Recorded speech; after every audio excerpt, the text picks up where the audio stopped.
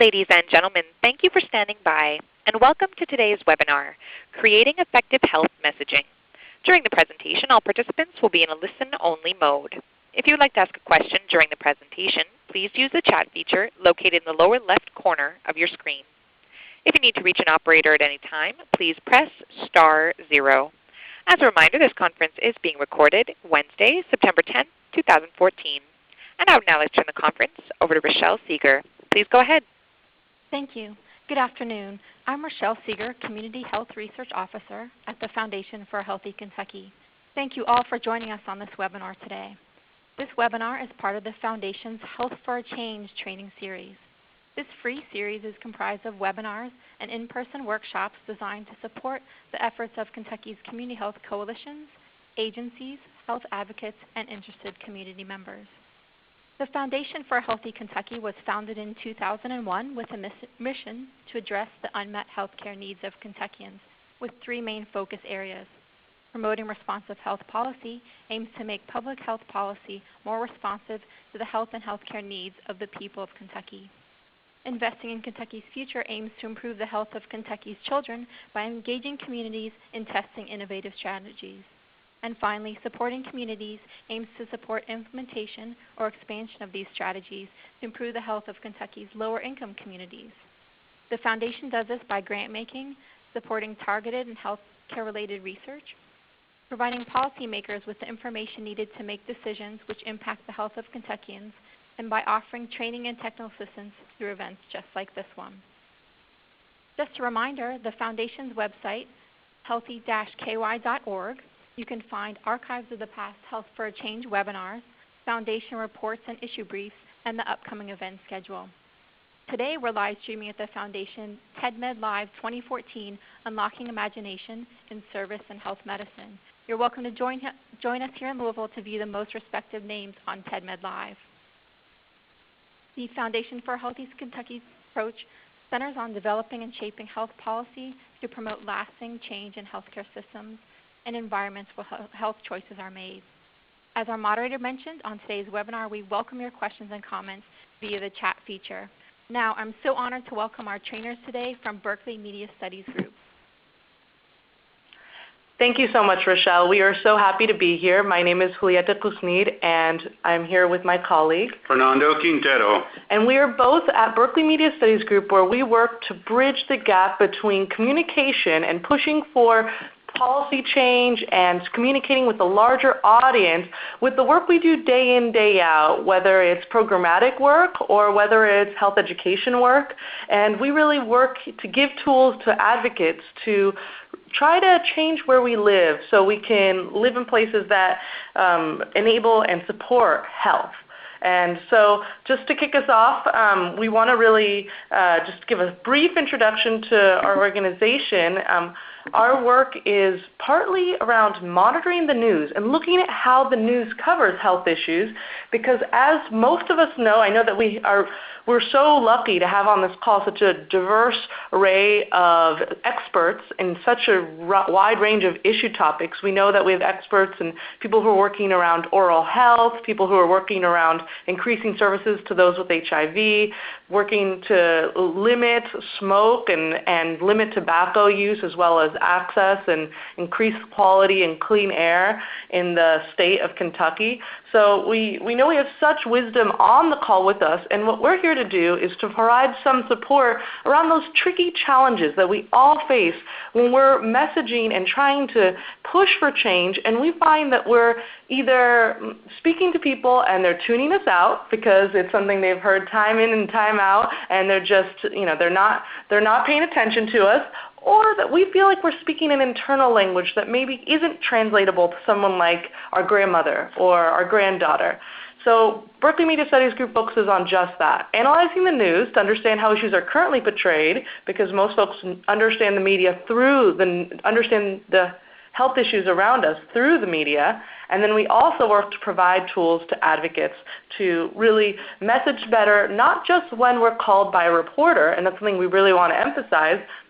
Many people on this call do not speak to reporters, and that is 100% fine. And these skills are skills we use every day, either when we're talking to community members and trying to get people on board with addressing, advertising for unhealthy foods or trying to increase breastfeeding. Those are things that we're using this messaging skills. We're using that then. We're also using this when we're talking to decision makers, when we're advocating for tobacco-free schools and more walkable and active communities. So we really are looking forward to chatting with you all today and hearing from you to kind of get a sense of what some of the obstacles you're facing are, since we know that there's been a lot of work to really address some of the health issues folks are facing in Kentucky. So really briefly, my background is in radio. I've worked in radio for about 15 years in public and community radio, and Berkeley Media Studies Group is giving me the opportunity to support people doing the work to communicate more effectively. I'm going to let Fernando introduce himself, and then we'll kind of go over some of our goals for this webinar. So welcome again, everyone, and a brief congratulations to the state of Kentucky for the state properties going tobacco-free. So that's a great victory for all of the folks that are working so hard to improve the health of their community. So just very briefly, I'm Fernando Quintero. I'm a strategic communications specialist at Berkeley Media Studies Group. My background is in print journalism as well as a number of public relations and communications firms. So I'm very glad to be with you all here today. Thank you, Fernando. So today we only have a little time with you all, but we hope to give you tools that you can bring back, that you can share during brown bag lunches with your team, or that you can just use to reframe some of the messaging you're currently doing. So what we're going to talk about today is framing, why it matters, and how it works. We're going to talk about how do we make visible all the many factors outside of a person's control that impact their health. We're also going to talk about the differences between media advocacy and health education messaging. I know there's a lot of wonderful work happening in the health education arena that people on this call many people are very familiar and have spent many years in health education, and that is a really, really important area of work where there are many people that just don't have information to how to effectively breastfeed or what do they need, or just really addressing some of the misinformation out there. At the same time, we're going to be focusing on media advocacy, which is not so much convincing the mother to breastfeed or to give her information about how to do it more effectively, but really trying to pass policies so we hold employers accountable to create safe spaces for women to breastfeed, and so they have breaks and they have rooms where they can really extract milk and really express milk and address this important health issue, since we know it's so urgent. And lastly, we're going to share some stories about how this is happening and what this looks like on the ground. So please, at any point, feel free to type in your questions, and we also really are happy to answer any questions offline as well. All right, I'll turn it over to Fernando, who's going to review, well, why does this matter? Why are we doing this anyway? Exactly. Thanks, Julieta. So we're talking now about the key functions of the news. Why do we even talk about news and the news media?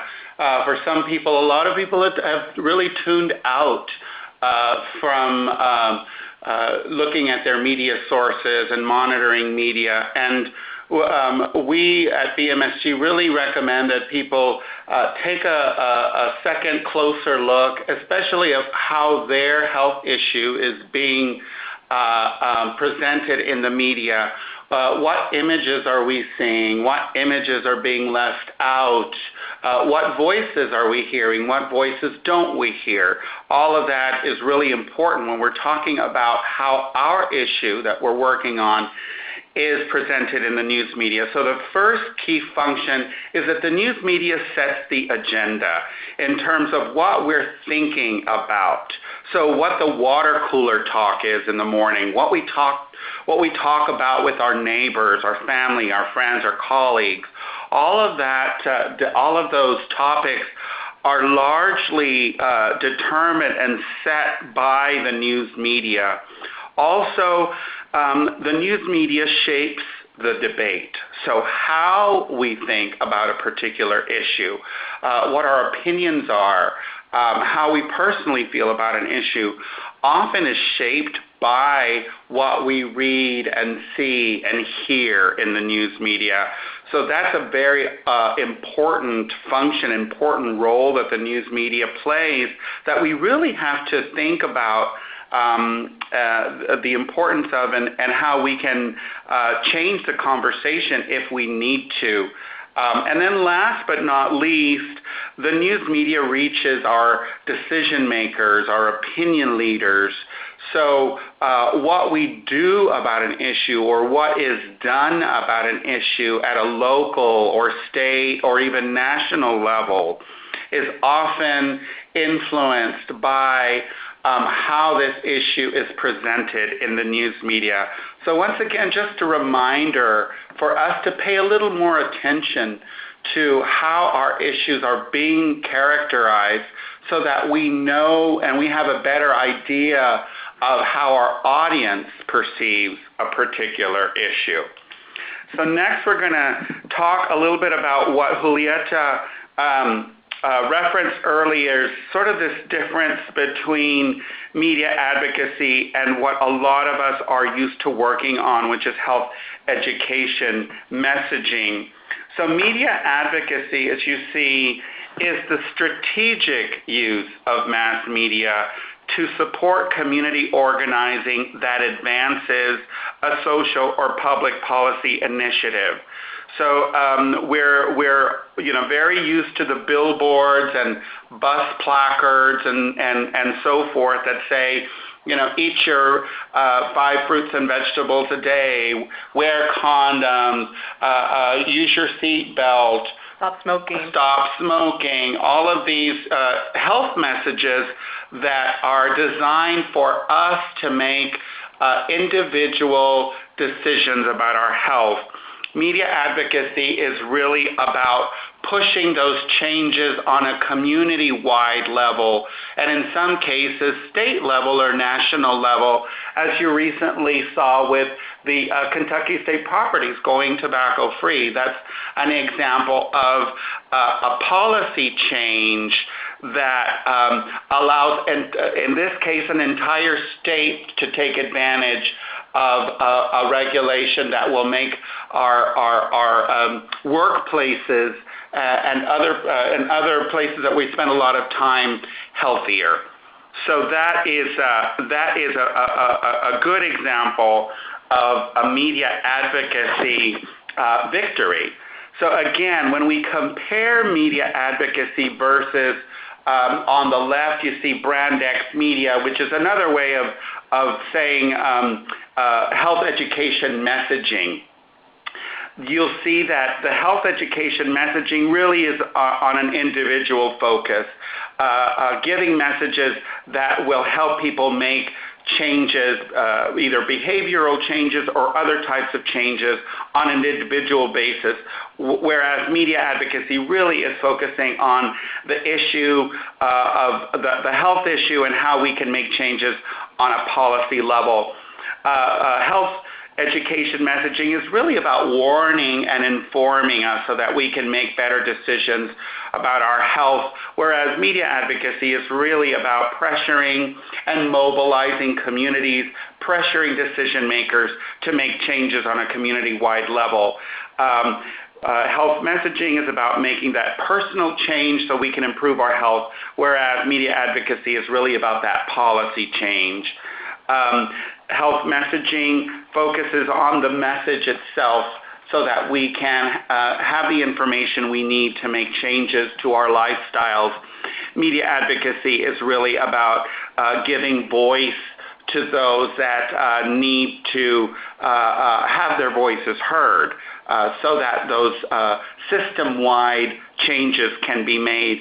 And then last, the health education messaging is really about filling that information gap that people may not have to make better decisions about their health, whereas media advocacy is about bridging that power gap where many communities may not feel or have the power to make a change, a lasting a structural change that will improve the health of their communities. Thanks, Fernando. So in line with what Fernando has detailed as some of the differences, we really want to underline that in Kentucky, as well as throughout the nation, it's essential for health educators to work hand in hand with those making policy, doing policy work, and to understand what the overall goals are and what the overall strategy is when we're trying to improve community health. So not individual health necessarily, individual health through improving community health. So through the survey, which I really want to thank folks when they registered, they provided some really insightful, they allowed us a lot of insight into what is happening on the ground in Kentucky, and we really appreciate that. Some people referenced, well, I'm not a policy person, I'm a communications person. And other people said, you know what, I'm a policy person. I speak a language that's very technical and it's very, very specific, and I only talk to other people who do policy work. And this is not a Kentucky problem. This is a universal issue, which is we have oftentimes a huge divide within the people that are working to create smoke-free campuses and those that are doing health education work where they are working with young people to perhaps quit smoking or to even have a harm reduction model where they're reducing their smoking. So I want to introduce you all to a tool that is going to be sent out. Rochelle kindly is going to send this out as a PDF, so everyone will have this.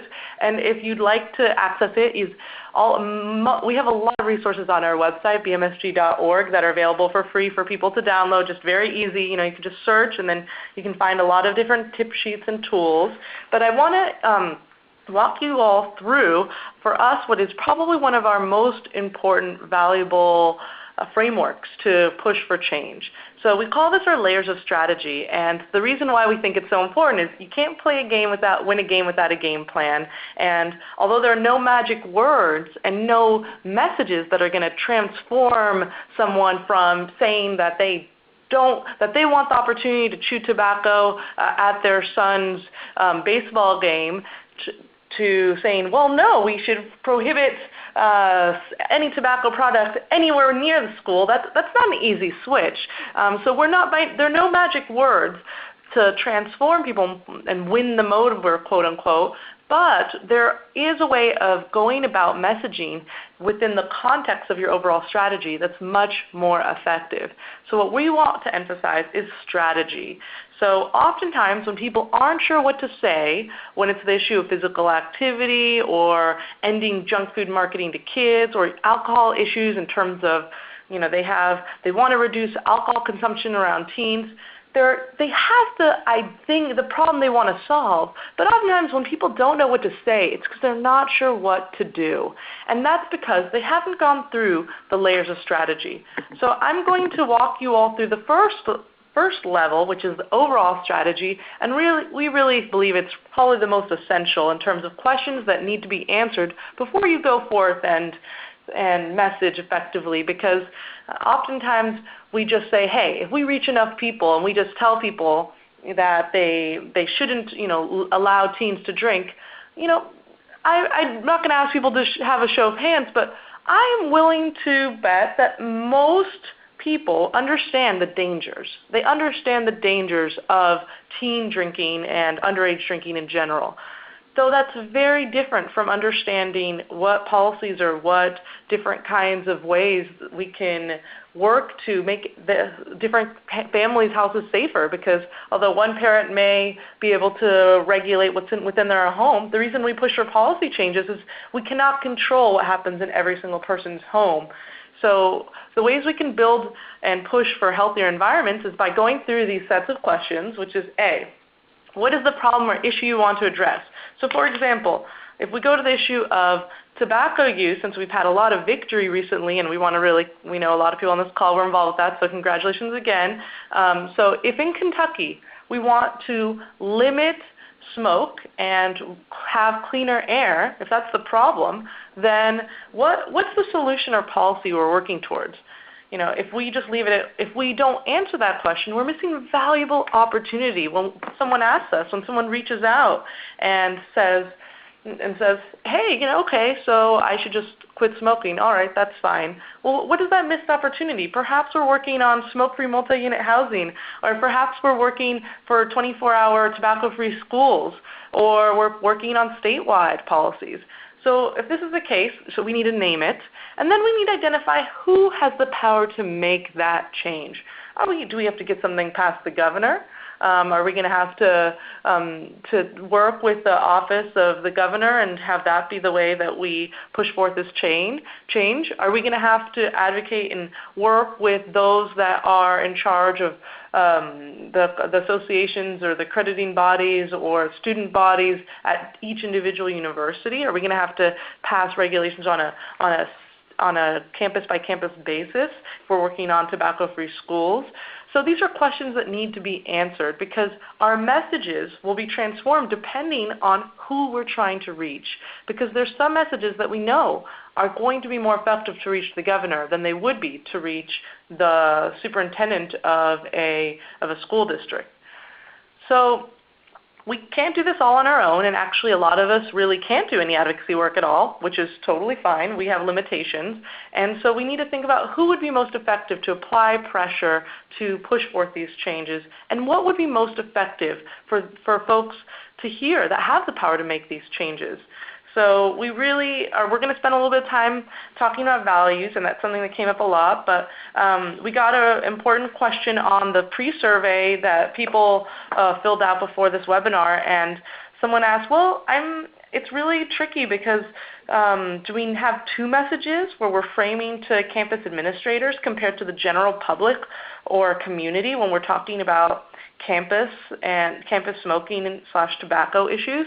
And for us, what we really want to encourage is, although there will always be a secondary audience, our target, we could have everyone agree, but if we can't convince our target or mobilize our possible constituents to really push on our target, our decision maker, then that energy is really unfortunately although it's getting us in the right direction, it's not the most strategic use of our energy.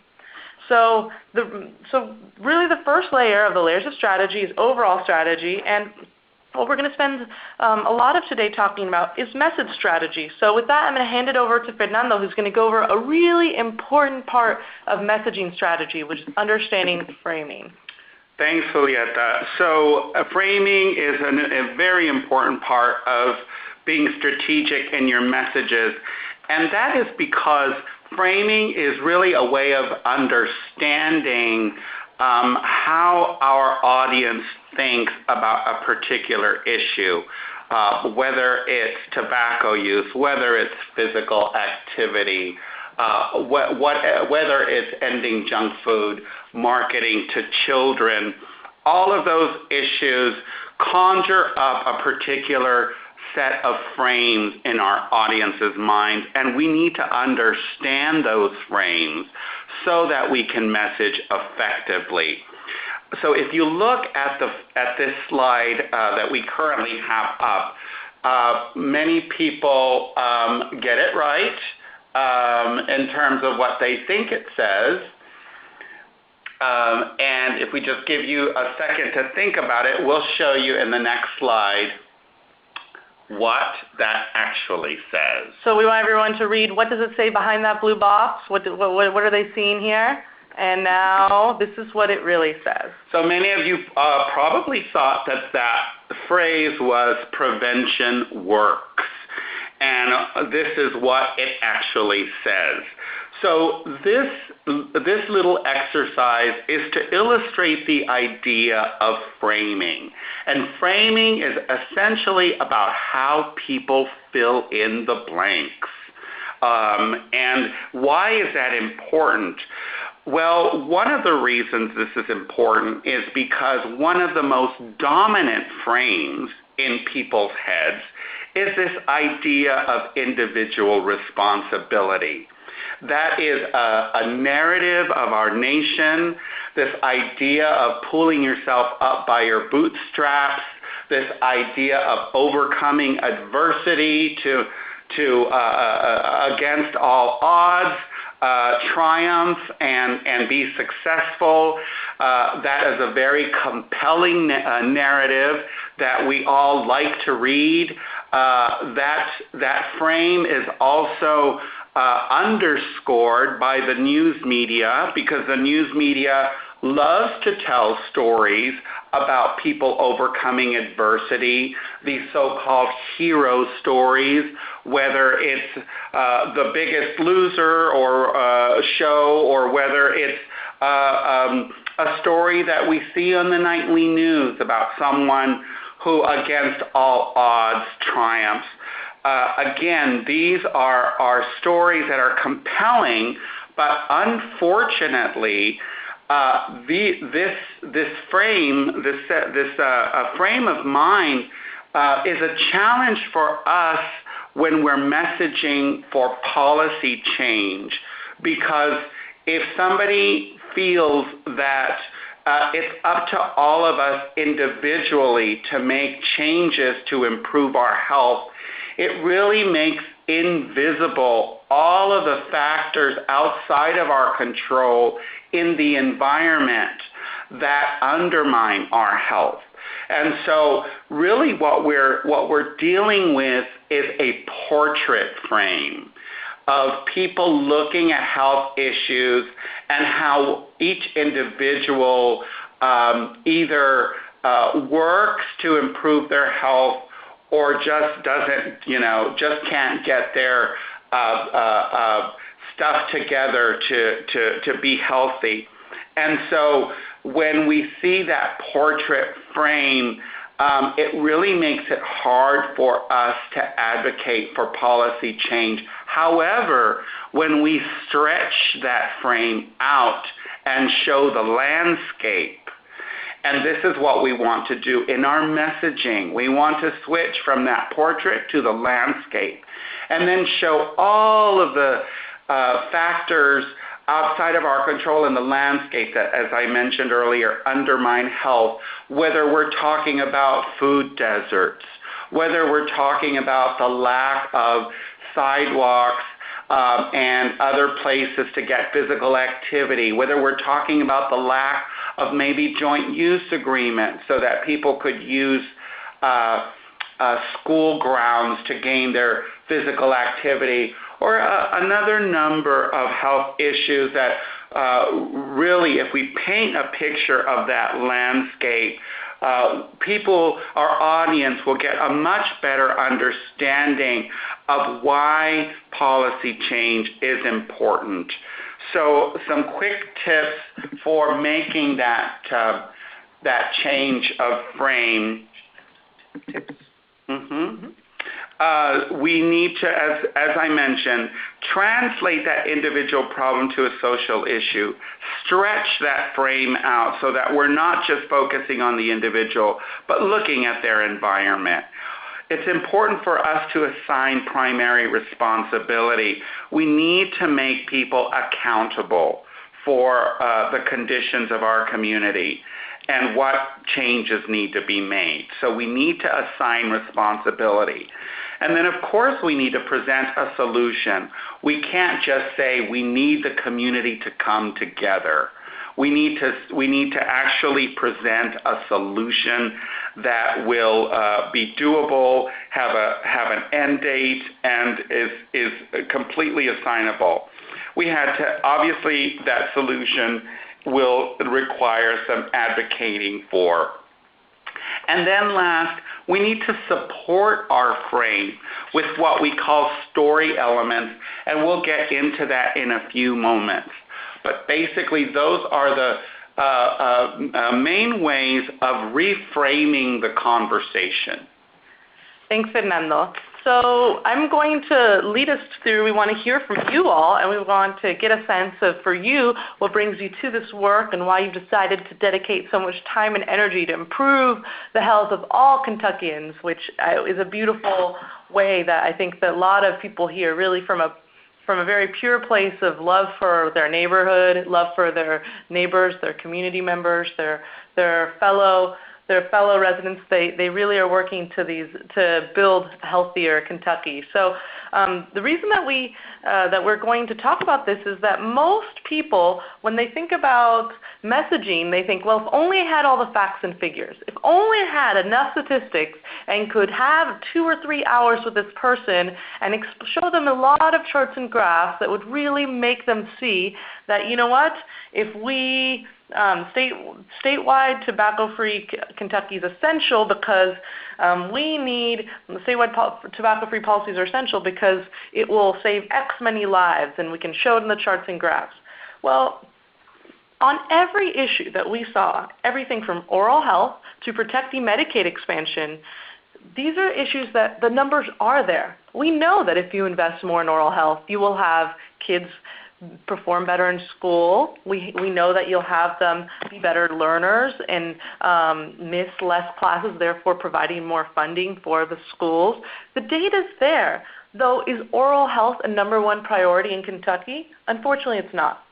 And so even though we have all the information, all the knowledge, the prevention is key to investing in prevention, whether it's limiting junk food marketing to kids, or the smoke-free policies, or increasing access to services if you're HIV positive, or increasing places for young people to be tested for STIs. Even though we all understand that the prevention, it pays off in a huge, huge way, even though we already understand this, that's not enough.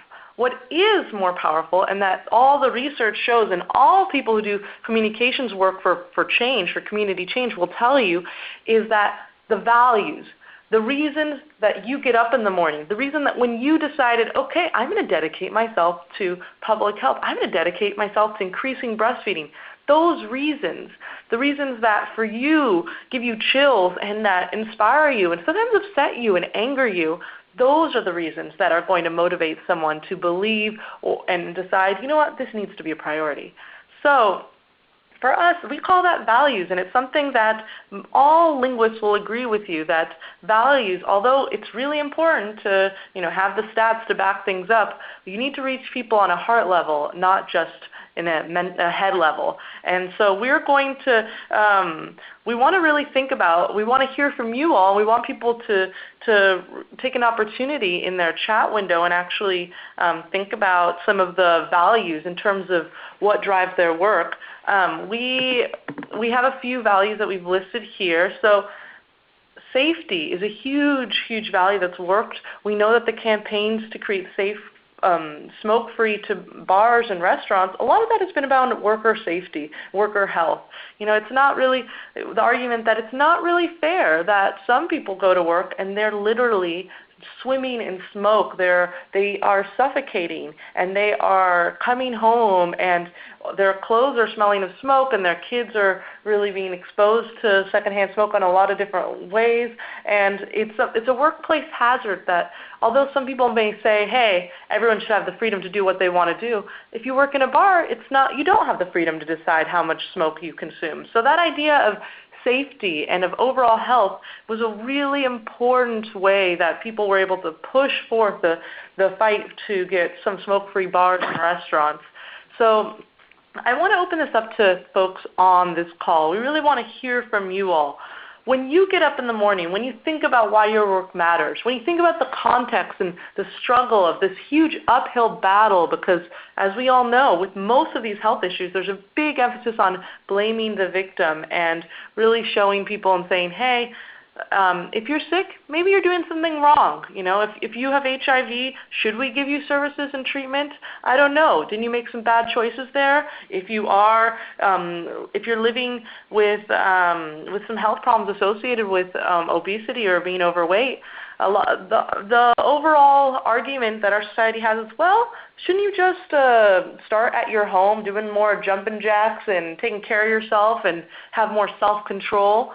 So if we're battling against that, what are the values that really, for us, really resonate? And so I've already listed a few, this idea of safety and health. I know that a lot of people are working on this issue of smoke-free campuses as well as oral health.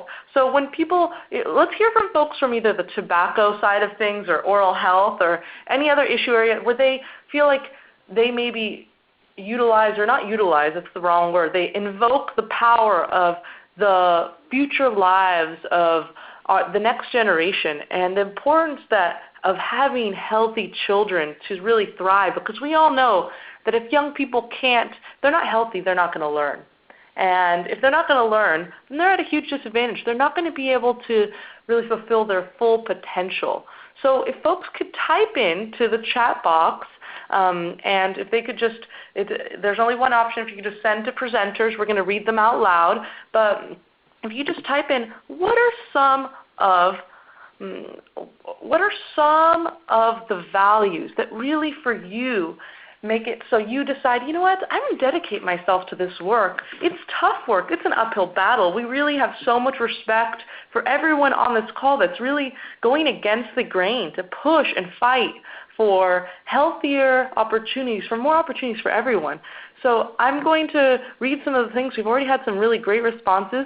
Beth Brown said affordability, so really looking at the fact that affordable schools is really essential, and really let's think underneath that, because affordability, that's important and we all agree with that. That's not why Beth does this work. Beth, I'd love for you to type back in, say, you know what, why is it so essential for you to make physical activity and healthy foods affordable, in terms of not having it be that you have to join a gym to be physically active, that you want to make, really for you it seems like the core value is access. Why is this access so important? What happens, another way to think about values is, what would happen if nothing were done? So why is this so crucial? So I see from Joan, well, I'd love to hear back from Beth if she could type in, what's the next step? Why is it so necessary for things to be affordable?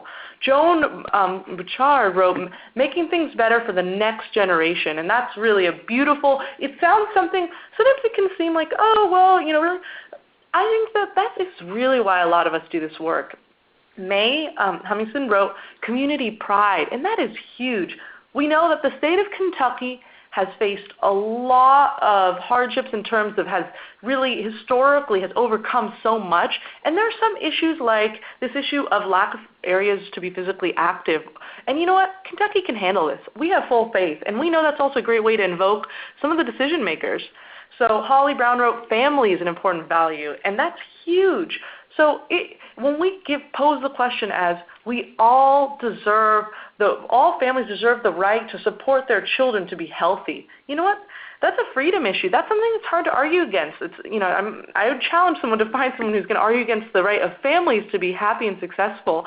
I think that we need to take back this framing of family. Fiscal responsibility is huge too. We're in tough economic times. We all know that investing in prevention will have huge benefits and will save us a lot of money in the long run. So economic impact, Kelly Owens wrote, that's huge. And so we also see wellness leading to success in the classroom. That is huge, as well as loyalty and better futures for children, and a healthier community being a stronger community, better job economy, and young people with stronger base in education will go further and in turn give back to their community. So these are things that give you chills, because it's something where when I think about it, when we imagine a child not able to really realize their potential, there could be a couple Einsteins in Kentucky schools right now that, because they are living with tooth pain and they don't have access to a dentist, or a dentist that will receive that will be reimbursed at a proper rate because they have some sort of state subsidized health insurance.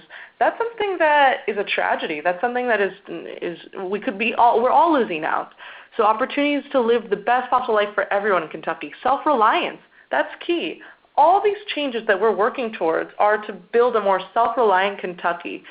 So Deborah, I believe my community has the strength to improve health, and I want to support it. And so, yes, it's true. So Deborah wrote that information is not getting to them. And although that is really true, we could spend every single moment doing as many outreach campaigns as possible, we're not going to reach everyone. And even though health education work is really essential, it needs to be coupled with community-wide change.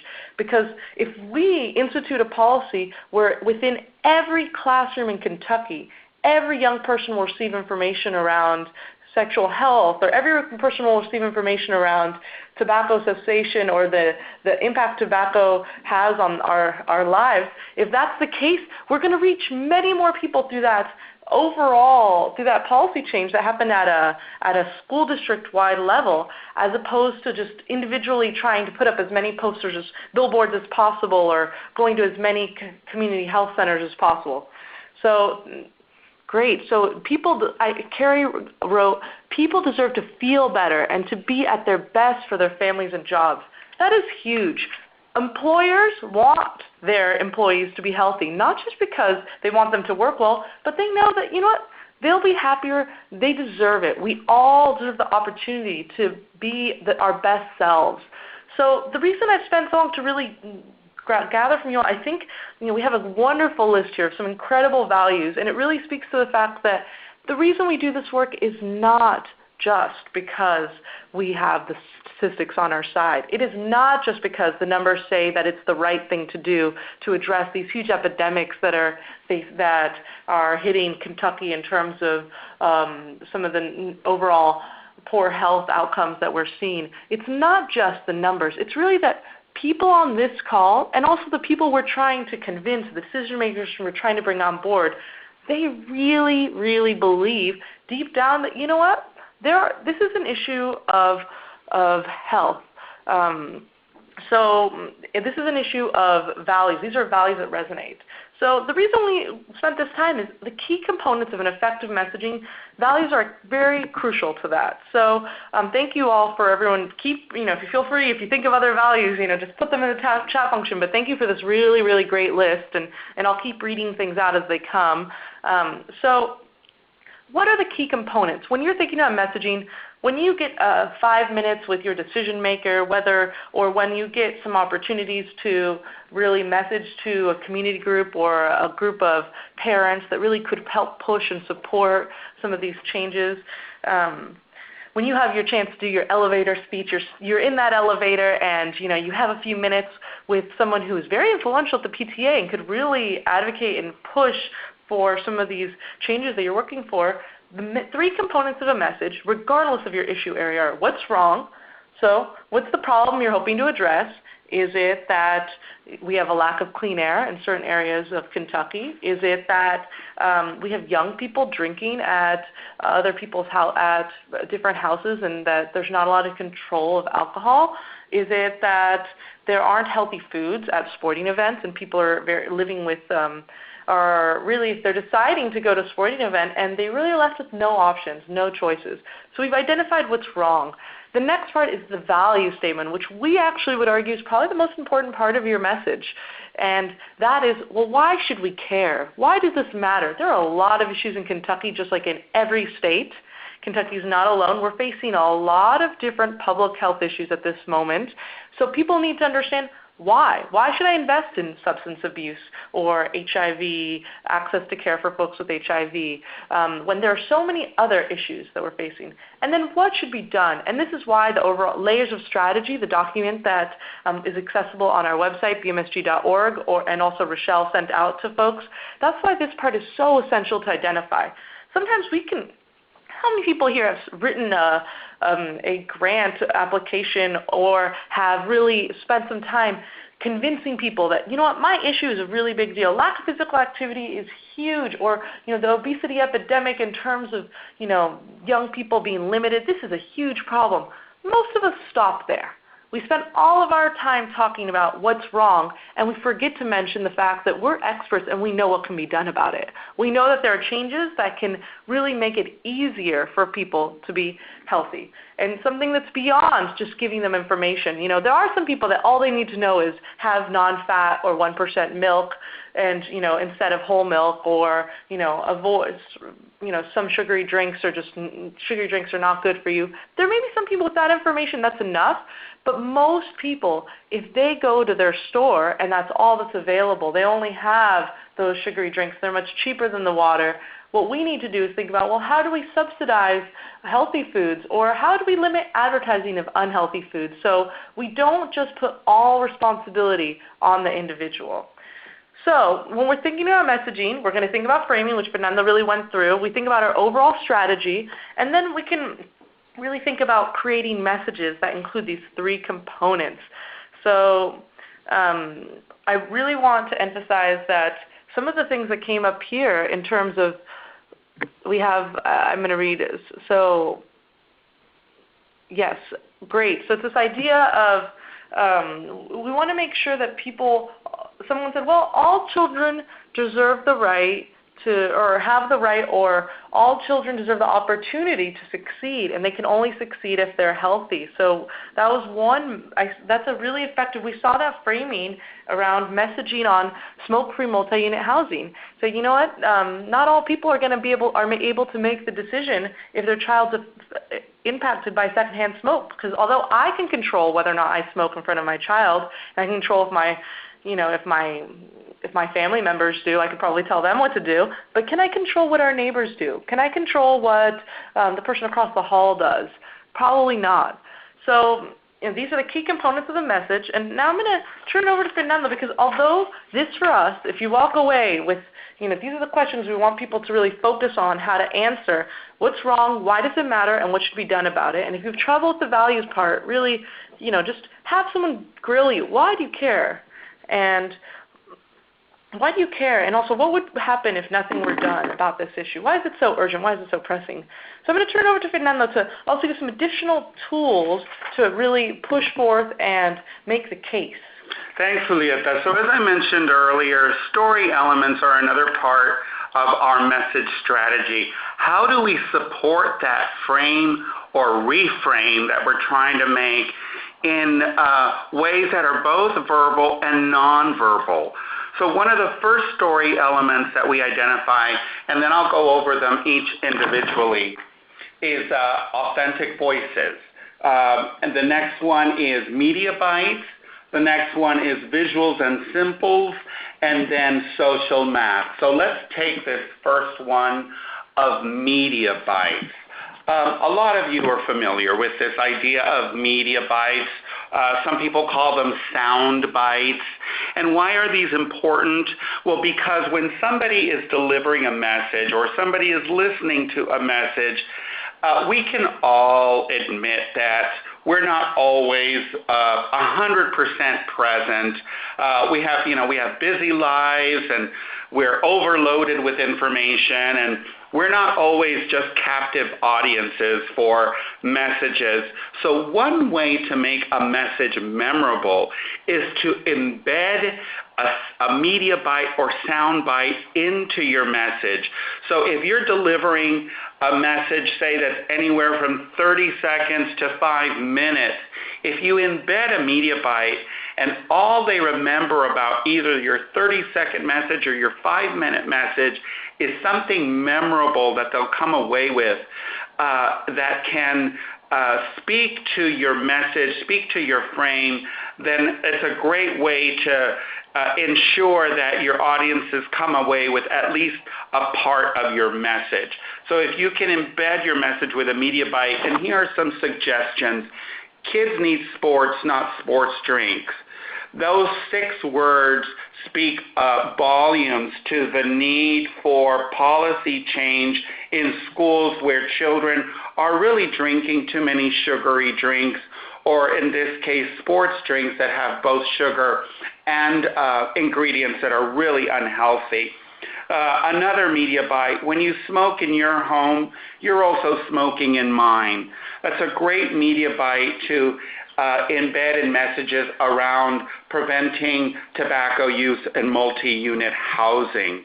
And then the third media bite, a little bit longer, but still gets this message across of the dangers of marketing to children. Marketing is just washing over this country like a tidal wave, and we're trying to give people swimming lessons. These are all actual sound bites that were used by folks who were trying to gain support for policy change. Second is visuals, pretty self-explanatory. The old adage that a picture is worth 1,000 words really does hold true when we're talking about supporting our frame with visuals. So here we have a jar filled with cigarette butts. One of the case studies that we learned early on in this work, when we were working with organizations and groups that were trying to prevent smoking in parks, in particular in this case, we learned about an organization in Southern California that used a jar of cigarette butts that they picked up in this park, and then they took that jar to a city council meeting to show city leaders the need for smoking ordinances in their local parks to really illustrate the idea of just how much secondhand smoke park visitors, and especially children, were being exposed to. So here was this great visual representation of the problem. And in fact, this group took it a second step further, and everywhere they found a cigarette butt, they planted a little red flag. And so by the end of the day, they not only had this gigantic jar filled with cigarette butts, they also, if you looked out across the park, you saw a sea of red flags. So it was this double impact of visual representation of the problem. So another story element that we often talk about is social math, and that's a great way to make numbers more visible, to give them more context in a message. Many of us deal with a lot of statistics and data, and as Julieta mentioned earlier, it's an important part of your messaging, but we also have to make this data understandable. And so here's an example of a social math around tobacco use. And so we can easily say every year, I'll just come up with a number, say 368,421 people die each year from tobacco use. So I just gave you a number. Without any context, our audience might think, is this a big number? Is this a small number? Is this number growing? I can't relate to this number if there's no context around it. But let's rephrase that and then say 1,000 people quit smoking every day by dying. That's the equivalent of 2 fully loaded jumbo jets crashing every day with no survivors. Here we have a more vivid and contextual way of looking at the problem, which is the number of deaths attributed to tobacco use. So many of us can translate these numbers, and some people might say 1 out of 2, or use a local landmark. You know, it could fill such and such stadium, or every classroom at such and such elementary school would be impacted. So you get the idea of using numbers and making them more understandable. And then last, we talk about the importance of authentic voices. And what are authentic voices?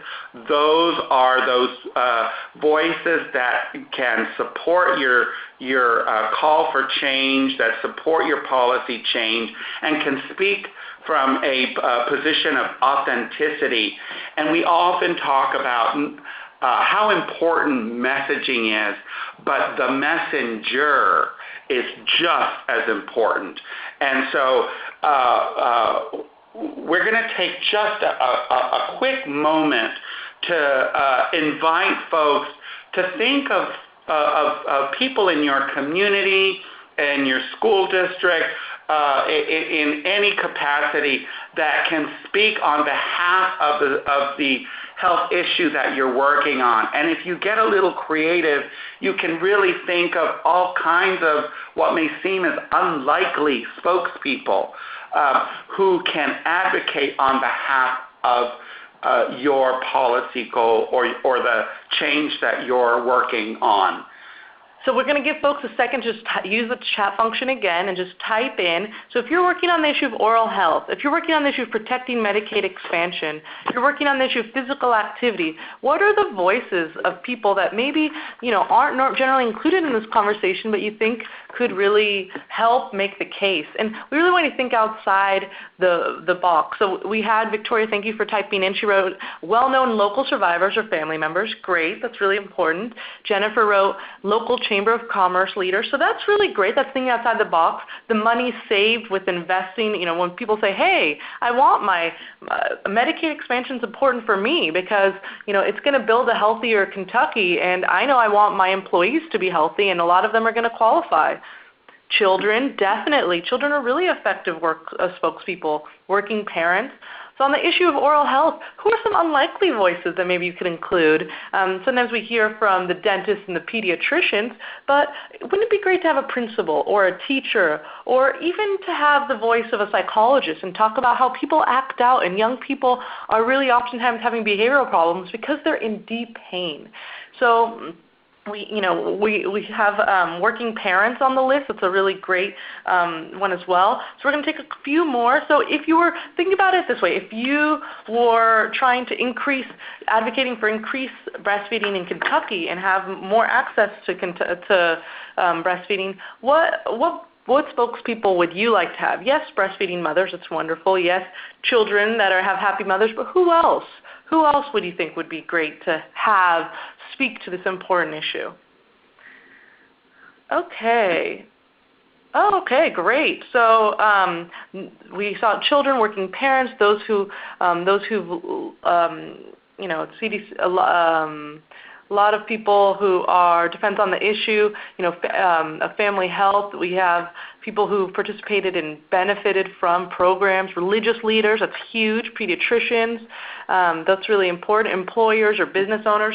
So thank you, everyone. So really want to just fathers, so we want to just have this be an ongoing conversation, and we really recommend that you all spend some time thinking outside the box of who you can bring on board as allies and also who can speak to this issue. So what are the other steps? We've talked about messaging, and now let's talk a little about other tactics. So we heard from people, the media is tired about hearing about obesity. The media is tired about hearing about tobacco. It seems like old news. Well, what are ways to create news? Well, we really recommend piggybacking on breaking news. So there are a lot of issues that you can read about in your local paper, and you can find ways to connect them to the work you're doing. When you read an article about the tough economic times we're in, well, what if we had a letter to the editor, an editorial that said, what could really address this is the fact that we have a lot of money being spent around incarcerating people with substance abuse, but if we funded more programs, we could really address this. So we really recommend using breaking news, and that's a great way to to ride on the coattails of an issue that's already getting a lot of media attention. On our website, bmsu.org, you can find a lot of templates that are easy to download for everything from a letter to the editor or ideas on how to write an effective editorial. So we really recommend that. So we want to close out by leaving you with some important just key reminders when messaging. So a lot of people say, hey, I just need to print my t-shirts, I want my message out there. And we want to remind people messaging is not first. Overall strategy is the most important part. You need to know what you want and how to get it. So a lot of organizations, they will get calls day in, day out from the media, and just because you're getting coverage doesn't mean it's helping to further your goals. So I want to underline what Fernando brought to the table, which is this important part of framing, which is illustrating the landscape and making these issues visible. Because although you all know why it matters, not everyone does. And lastly, to connect your values to solutions. This is really key. So we really want to thank everyone. There are a lot of great issue briefs on framing with some good examples of strong messages on our website on everything from physical activity, tobacco, nutrition, obesity, junk food marketing, alcohol issues. And we really want to close off by thanking you all for all your expertise, and also if anyone has any questions, to feel free to email us. Thank you so much, Rochelle, for putting this on. Julieta and Fernando, thank you so much today, and to each of you participants, thanks for joining us. I'm glad you joined us and appreciate your feedback about today's webinar. So this afternoon in your email, you'll receive a link to the post-event evaluation. Please take a moment to let us know what you thought about today's webinar and give feedback for future webinars. Also, if you would kindly check your calendars, because next month, October 17th, we will have a grant writing workshop here in our Louisville office of the Foundation for a Healthy Kentucky, led by Dr. Robert F. Long, visiting Distinguished Professor of Nonprofit Leadership at Murray State. This is a not-to-miss grant writing workshop. Seating is limited, but you can check the Foundation's website or email me to register for this event. Finally, feel free to contact me with any additional questions. The webinar today will be archived on our website, healthy-ky.org. It's been great to have all of you on the webinar today. Have a fantastic afternoon.